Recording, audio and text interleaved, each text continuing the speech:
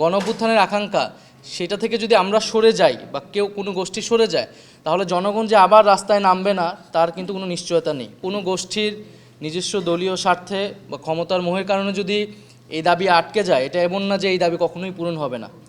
শেখ হাসিনা সরকারও মনে করেছিল সেই সময় অনেক দাবি, কোনো দাবি কিন্তু পূরণ হয়নি, এবং মনে করেছিল তিনি যা বলবেন সেভাবেই আসলে জাতি এবং রাষ্ট্র চলবে। কিন্তু শেষ পর্যন্ত কিন্তু হয়নি। জনগণ কিন্তু রাস্তায় নেমে এসেছিল, এবং জনগণ 5ই আগস্ট তাদের নিজস্ব জনগণের যে ক্ষমতা, সেই ক্ষমতা কিন্তু দেখিয়েছে, এবং সেই রাষ্ট্র কাঠামোর অঙ্গীকার বা আকাঙ্ক্ষা তারা ব্যক্ত করেছে। এবং এখন যদি আমরা তার জনগণের আকাঙ্ক্ষা, গণঅভ্যুত্থানের আকাঙ্ক্ষা সেটা থেকে যদি আমরা সরে যাই বা কেউ কোনো গোষ্ঠী সরে যায়, তাহলে জনগণ যে আবার রাস্তায় নামবে না তার কিন্তু কোনো নিশ্চয়তা নেই। ফলে আমরা মানুষের উপরে, জনগণের উপরে এবং জুলাই গণঅভ্যুত্থানের যে শক্তি তাদের উপরে আস্থা রাখতে চাই।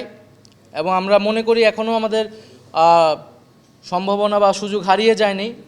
আমরা যে কথাটি এসেছিল যে আসলে দুই প্রান্তে যদি চলে যায় তাহলে আসলে কিভাবে সমঝোতাটি হবে, তো সেটার জন্য আমরা মনে করি আলোচনার কোনো বিকল্প নেই, এবং আলোচনার জন্য আমরা সবসময় উন্মুক্ত। এবং শুধু ঐক্যমত্য কমিশন না, আমরা নিজেদের দলীয় উদ্যোগেও আসলে এই আলোচনার পথটি খোলা রাখতে চাই। আমরা রাজনৈতিক দলগুলোর সাথে সবার সাথে বসবো এবং নিজেদের মধ্যে আলোচনা করব।